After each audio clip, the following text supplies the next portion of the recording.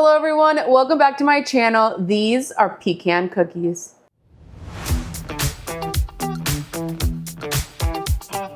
I love pecans. They're just so delicious, and one of my favorite cookies are butter pecan cookies. This is gonna be a low carb, keto friendly version that you are going to love to make. First thing we're going to do is we are going to prep our pecans. Now, I threw these into my mini oven and I toasted them for about like 1 to 2 minutes. If you don't have a mini oven, it's fine. Throw it into a regular oven. It just needs like a couple minutes to toast up. That really makes the flavor so much better, and it takes out the moisture in the pecans. You might not be associating like nuts with a lot of moisture, but they do have moisture and that really helps bring it out. We're going to rough chop this. You don't want it to be super fine because it's gonna be going into a cookie. And if it's too fine, then it's gonna be like sand inside of the cookie and you're not really gonna get that crunch from the pecan that you want. And yes, I know you guys in the comments, someone's gonna be like, pecan, pecan, pronounce it however you want. I say pecan, you say pecan, doesn't matter.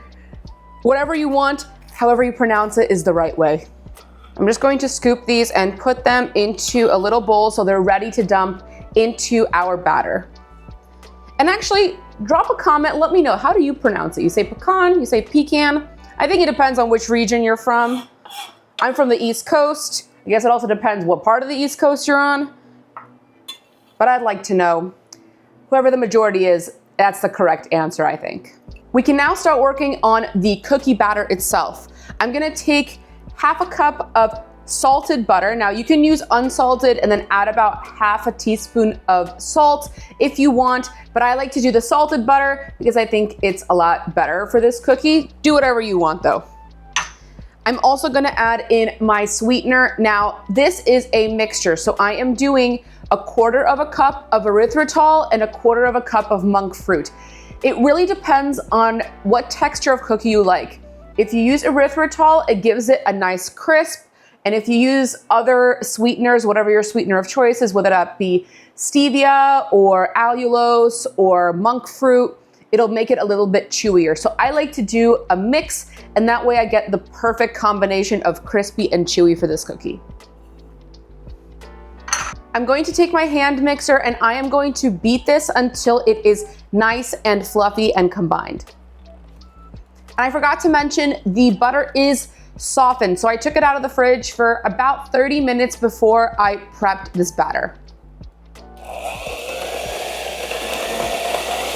If you haven't already subscribed to my channel, make sure to hit that subscribe button down below and also like this video while you're at it.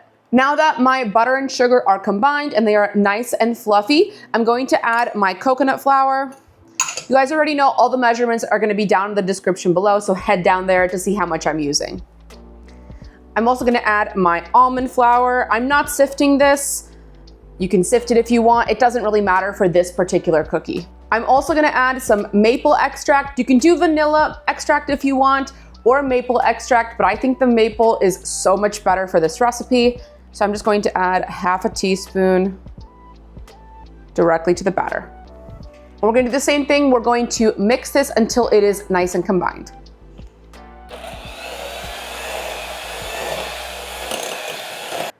At this stage, your batter is finished and you might be thinking, okay, we need to add an egg now. We are not adding an egg for this recipe. These are butter pecan cookies. As you can see, the batter sticks really well together. That's because of the amount of butter that we're using.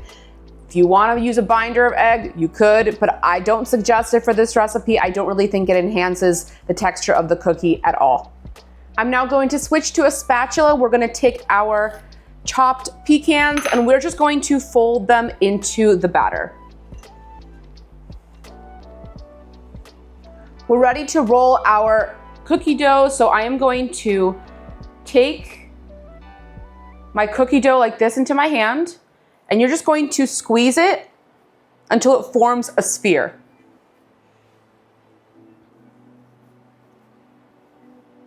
I recommend doing like a 1-inch-ish sphere. That would be the perfect size for this cookie. I think if it gets too big, it falls apart, especially This is not a typical, like a regular recipe where you're using regular flour. We're using almond flour and coconut flour. The coconut flour really helps balance out the graininess of the almond flour, and it really gets that perfect texture for this cookie. Once you have your sphere, you're just going to put the cookie dough ball onto a piece of parchment paper that's lined on top of a tray. I'm preheating my oven to 325 degrees Fahrenheit while I'm doing this. As I make the ball again, I'm going to put it about 1.5 inches apart. You might need multiple trays for this quantity of batter. I've also never tried it, but this is probably really similar to a vegan style butter pecan cookie. You could probably use a plant-based alternative for butter if you wanted to, but we're just using regular butter here, so I can't particularly say how it's gonna turn out, but if you try that, let me know in the comments below. My oven is now preheated to 325 degrees Fahrenheit. Before we put them in there, I'm going to take my fingers and just very, very slightly press down. If you see that it starts to crack, just form it back together again. Very lightly, not too much. Our cookies are now ready to go into the oven, and this is gonna be a 2-step baking process. So we're gonna first put them in for 5 minutes, and after 5 minutes, we'll take them out and we're going to press them down again. So let's throw them in for 5 minutes first. After 5 minutes, you're going to take out the cookies and take a heat-safe glassware that has a flat bottom. If you don't have glassware, ceramic will do as well. You just wanna make sure it has a flat bottom.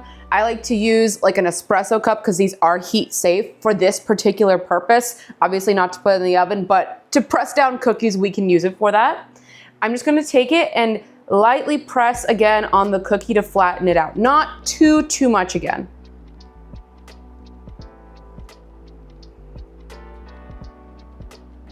The reason we're doing this in 2 parts, flattening it again, is because after it's been in the oven for 5 minutes, that butter has started to warm up and melt inside the batter, which makes it a lot easier to press down our cookies without them completely falling apart.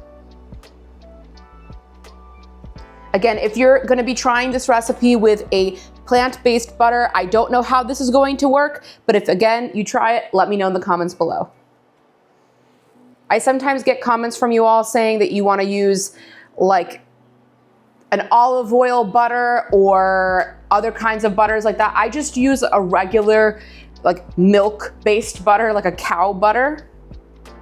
But sometimes you all also like to use coconut butter. I've never tried baking with that before, so I'd be interested if you all do try it to let me know how that works.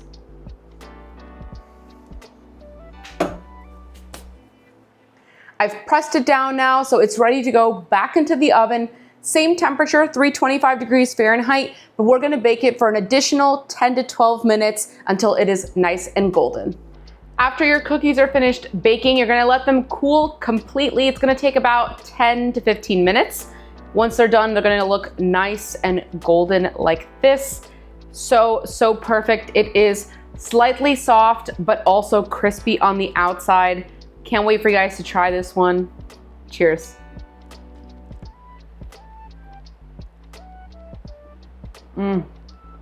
These are so delicious. And if you're on a keto diet, this will meet your macros. You get the butter, the fat, and you get a lot of protein. Again, we have coconut flour, almond flour, and the pecans in it. This is gonna be a new fan favorite in your household, and I can't wait for you guys to try this one. Thank you so much for watching. If you enjoyed this video, make sure to hit that like button and subscribe to my channel. Also hit that notification bell to never miss a tasty upload. Till next time.